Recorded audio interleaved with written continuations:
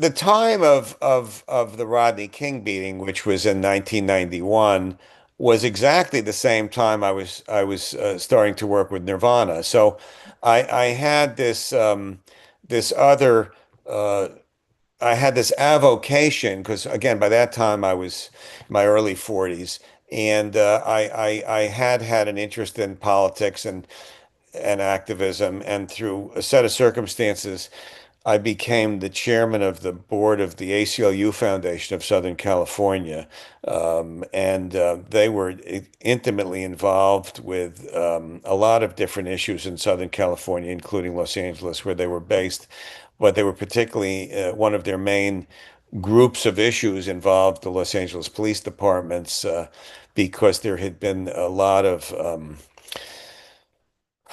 resistance and concern about the general attitude of the Los Angeles Police Department under the leadership of their then police chief, Daryl Gates, who, in the way that people in Black and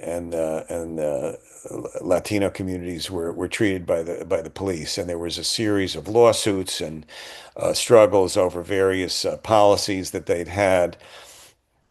So I got a quick education from the ACLU staff people about what the conditions were in those neighborhoods. Because as a white person living in a nice neighborhood, I never had a problem with the LAPD officers I came in contact with, but I was explained to me that they acted differently at that time and in poor neighborhoods, mostly of people of color. And then and the mayor of Los Angeles in 91 was Tom Bradley.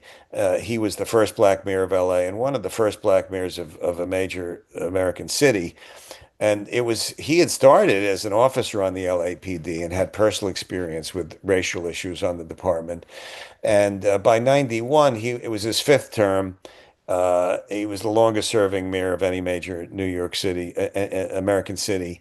And he had long hated the police chief, Daryl Gates, but hadn't had the political wherewithal to figure out how to get rid of him because the way that the city charter was structured then, the mayor could not fire the police chief. It was a almost completely autonomous institution.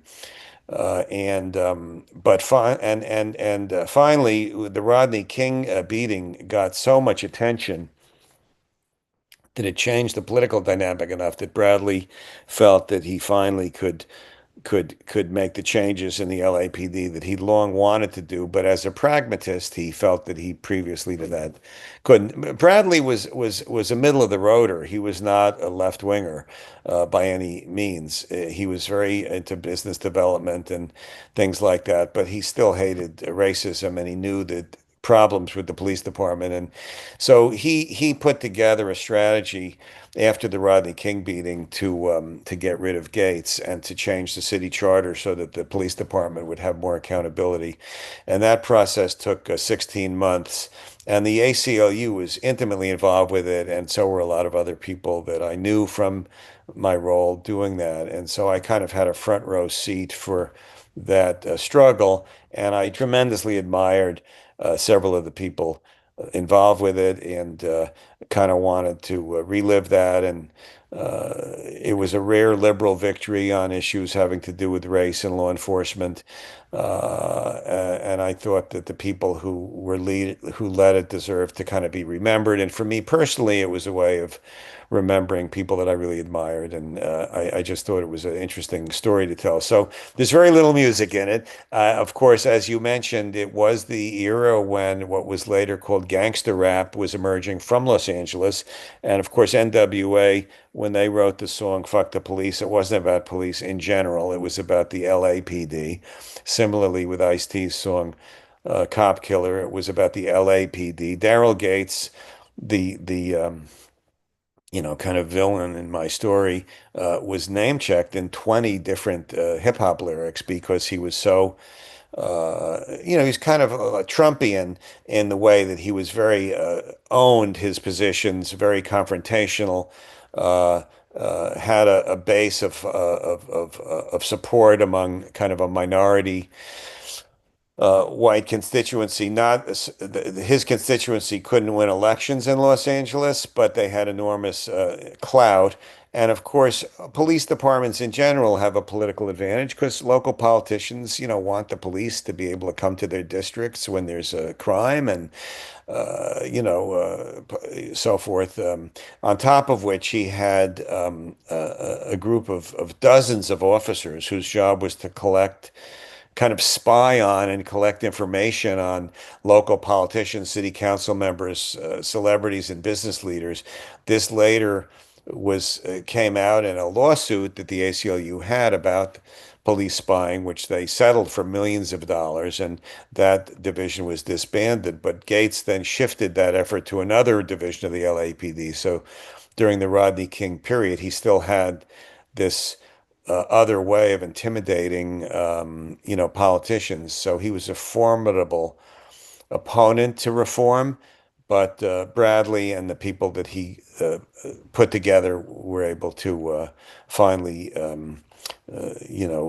get him to leave power and to change the structure of the city government. And that's kind of it's that sick. It took 16 months between the Rodney King beating and Gates's eventual departure. And that's what the book documents is that 16 months and those people. The riots occurred approximately a little over a year after the Rodney King beating. And the trigger of it was the acquittal in the criminal trial of the officers who beat Rodney King.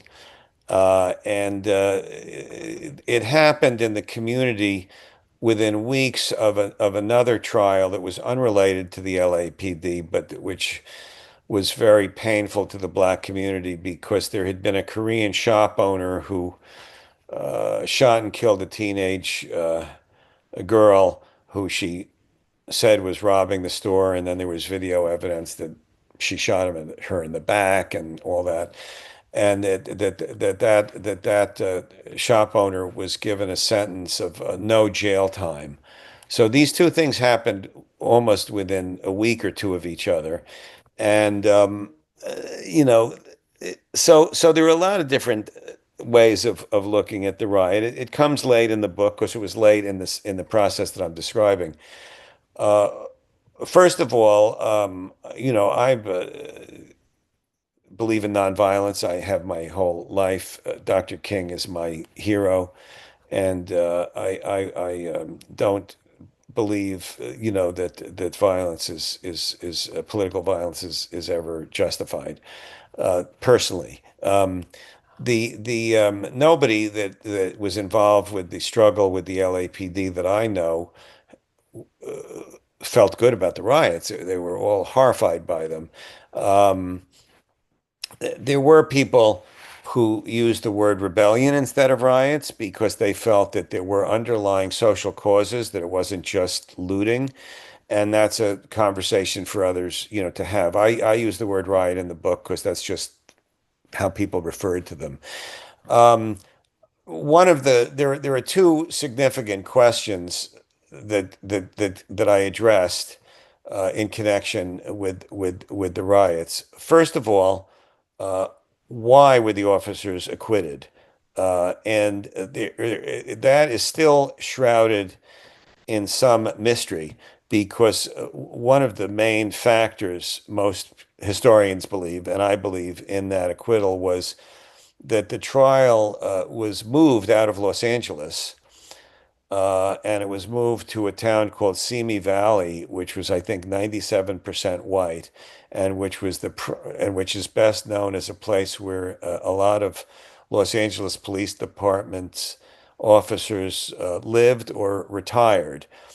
And the judge who decided it should be in Simi Valley was a longtime Republican, never gave any explanation for why he chose Simi Valley. There were other communities that were more integrated.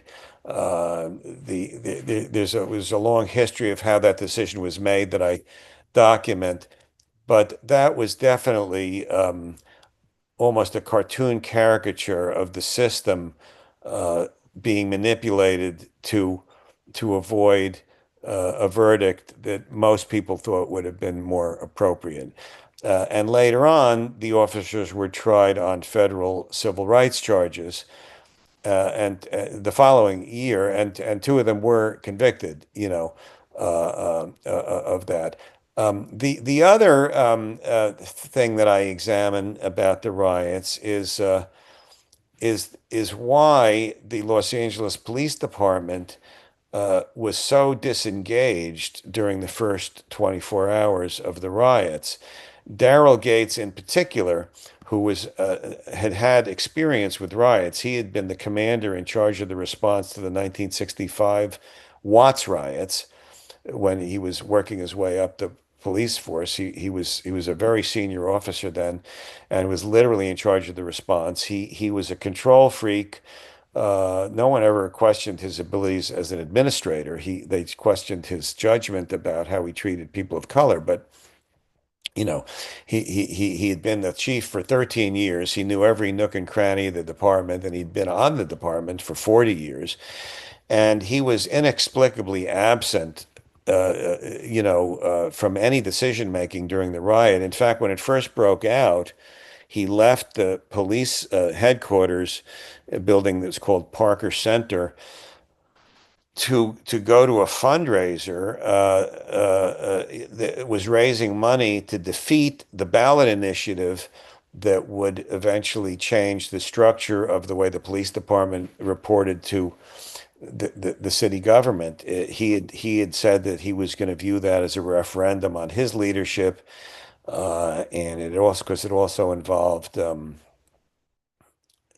getting a new police chief and having term limits for police chiefs, which is currently the law in Los Angeles. A police chief cannot serve for more than 10 years. They can have two 5-year terms, and that's the maximum. So he was opposed to that because he looked at it as a referendum on him, and he went to this fundraiser while the city was burning. And then even when he came back, was very, very disengaged. So no one knows why. There was a report done by a former CIA and FBI head named William Webster about it, and no liberals, them, who said they could not explain his behavior.